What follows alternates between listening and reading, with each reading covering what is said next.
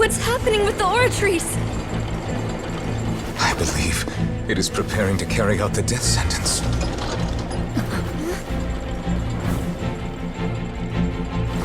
Furina!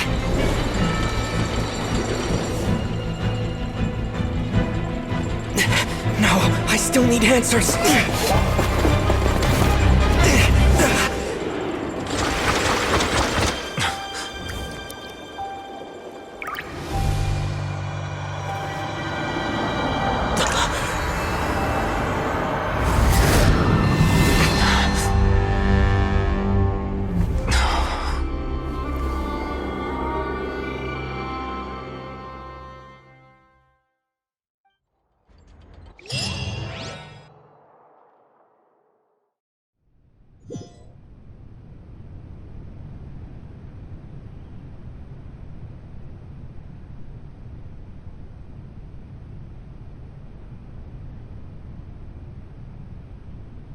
You...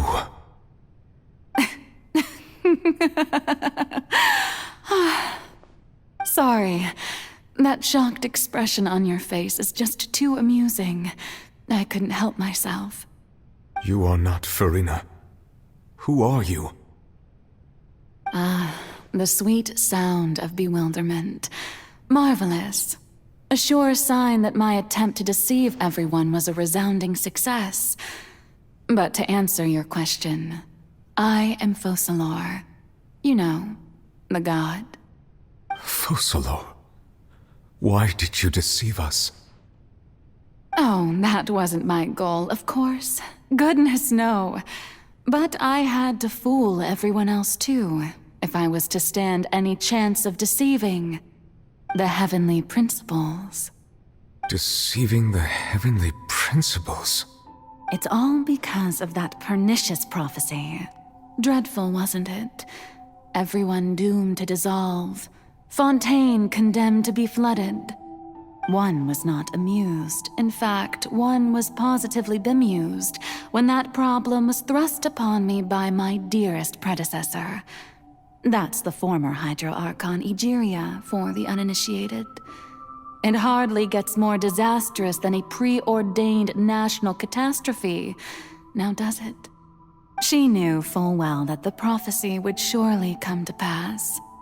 And as one of the seven, she also knew full well that one defies the heavenly principles at one's peril. So yes, as you have no doubt surmised, it was a rather impossible situation that I found myself in. I spent a terribly long time mulling it over, alone on the ocean floor. And I was almost growing barnacles by the time I finally realized there was only one possible solution to this confounding conundrum. I had to outwit the heavenly principles, allow the prophecy to be fulfilled, ostensibly at least, while saving everyone at the same time. I'm a genius, I know. I can only assume that's why Egeria chose me as her successor. Although, looking back now, it was hardly the inheritance one dreams of. Between the task of saving the nation, the quotidian duties of the Hydro Archon, and not to mention the original sin of creating a new race of humans, I dare say she left me quite a colossal mess to clean up. But one can only play the hand one is dealt. I did not choose this, any more than I chose to be one of her Oceanid familiars. So you were also once one of the Oceanids, transformed into a human by Egeria's hand? Yes, I was. I always dreamed of becoming human. And I still do, even now. In my eyes, to be human is to be part of the greatest opera ever known. After becoming a god, I separated my divinity from my body and spirit, leaving behind only a self that was as naive and bewildered as my past self on her first day as a human being. The me you see before you now is that divinity, and the human counterpart I left behind I named Furina. She could feel joy, sorrow, and everything in between. She could be as vain and conceited, or as meek and vulnerable as she wished. Her strengths were of a kind only a human could possess, as were her shortcomings. But in my eyes, Furina's humanity was what made her perfect. She was perfectly human in every way. The person I always wanted to be. Anyway, so then I cursed her. All part of the plan, of course. The plan to deceive the heavenly principles. Do you still remember the final scene of the prophecy? The Hydra Archon alone, weeping on her throne. In order that the prophecy might appear fulfilled, I invited Furina to be an actress, to play the part of the Hydro Archon in the prophecy. Under the curse I placed on her, so long as I, Focalors' divinity, continued to exist, she could not die. But nor was she free to live her life in the pursuit of happiness. Instead, she was forced to take the stage in the opera house, to embrace the role of leading lady, to forever play the part of the god from the prophecy, all to create a deceitful appearance of that prophecy coming to pass. I suppose now you probably understand why your court is called the Opera Epiclese. But Furina is only human, isn't she? Even though she has had a long life, her mind is no stronger than that of any other ordinary human being. I cannot begin to fathom what she has had to endure. It must have been torture for her. It has indeed. And although she is, in a sense, me in human form, I most definitely owe her an apology for it. It's been 500 years, and all along, she's been playing her part in the most unimaginably long, unbearably lonely, and agonizingly painful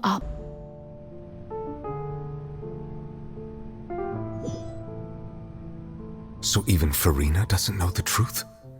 You've never once let her in on the full plan? Yes, it had to be done. To deceive the heavenly principles, you must first deceive yourself. She did very well. If she had let her resolve falter even once in these 5 centuries, Fontaine would have been doomed to the most tragic fate. It seems that trusting humanity was the right decision after all.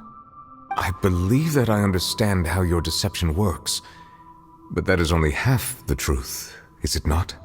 How would you build on this foundation to save the people of Fontaine? That is the most important thing. Ah, good. Of course, the Iudex of Fontaine has pinpointed the crux of the issue. I'm sure you've long sensed that the Oratrice is no simple machine, yes? I've always suspected that it had its own consciousness, and Lenny did mention that he heard a human voice within the core chamber. It now seems that that person was you, hidden within the machine all along. Am I right? And then I became one with the Oratrice, taking Fontaine's gnosis with me. Yes, it would seem so, wouldn't it? Alas, your understanding of this device still lacks sufficient depth. In truth, it is no enactor of justice. It is, in fact, a device created to kill the god of justice. I beg your pardon? Oh, you have it. And to be more precise, not only will the Oratrice take down the god of justice, it will also take down the divine throne upon which she has been placed.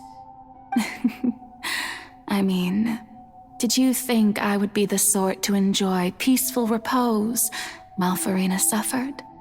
My work over these last 500 years has been to constantly accumulate indemnitium within the Oratrice. But really, some have already discovered that only a small fraction of the energy generated by the device was ever used to provide power to Fontaine. The vast majority had to be, accumulated to enact this death sentence. It was all a part of your plan then? Both the trial and the sentence? Indeed. This power, accrued over 5 centuries, could have sustained Fontainians for millennia had it only been used for that purpose. Almost all of it has now been stored within the oratories. But only power of this magnitude could hope to destroy the Hydro Archon's divine throne, shaking the rules established by Celestia and breaking through the institution that is the Seven. So the Oratrice's call for death was for neither Furina nor Focalor, but for the Hydro Archon. The destruction of that divine throne. If I do not misunderstand your intent, you must be... Returning what's rightfully yours to you, of course. In other words, this was all done to return the authority of the Hydro Archon to the Hydro Dragon of this planet. But...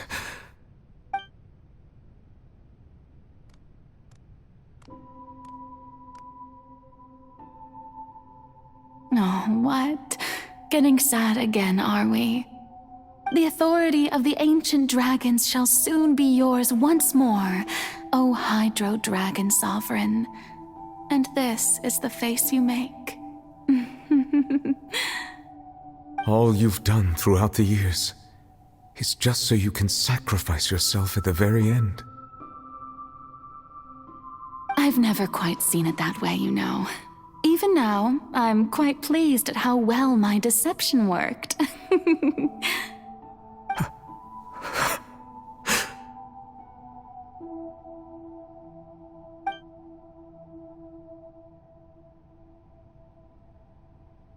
Hydro Dragon, don't cry. I must say, had it been within my rights, I would have loved to judge the heavenly principles themselves. Were they not guilty of essentially the same crime? Egeria stole the power of the primordial sea, and the heavenly principles stole the power you ancient dragons possessed. I, for my part, am the god of justice. And is it not just that your original powers should be returned to you? Speaking of justice, I have always believed that justice lies in the process of pursuing human existence itself. So, if the theft of the primordial sea's might was Fontaine's original sin, then, leaving matters of procedural right and wrong aside, the descent of the Fontainians as humans and their right to exist in this world would be Fontaine's original justice. In other words, existence was Egeria's justice, and to me, justice is the continuation of that existence. Defying the prophecy and ensuring that Fontaine's people shall live on, that should be the justice enthroned over all others. At this point, we, whether it be myself or all other Fontainians, have shouldered the burden of this sin for far too long. Iudex Nervillet, the highest judge in our land, when you regain your full power as an elemental sovereign, what verdict shall you pass upon us? So when I was invited to the court of Fontaine to serve as Iudex, I see now that that was your idea too. At last, I now understand the true purpose behind this position. In the beginning, I was uninterested in human existence. But these 5 centuries of living alongside them have gradually brought about mutual understanding between us. And I have even attempted to feel as they feel. You are a devious one, Focalors. Things being as they are, surely you know that I could never declare them to be guilty.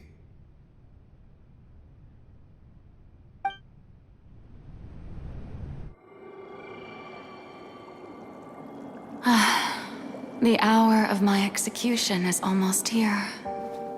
For the sinner, the curtain call has come. I know I may not sound it, but faced with death, I find myself a little afraid. Perhaps this is one thing both gods and humans have in common.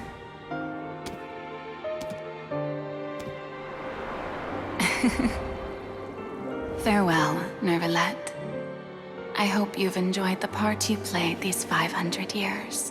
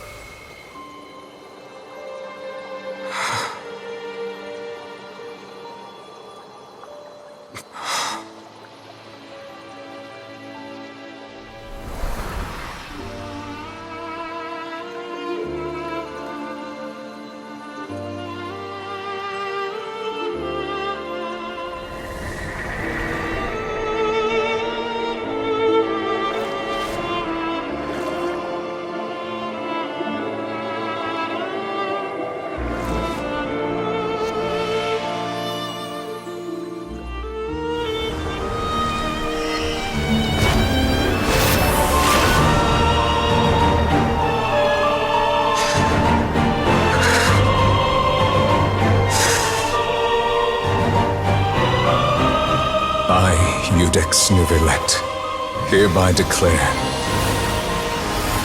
people of Fontaine, your sins are forgiven.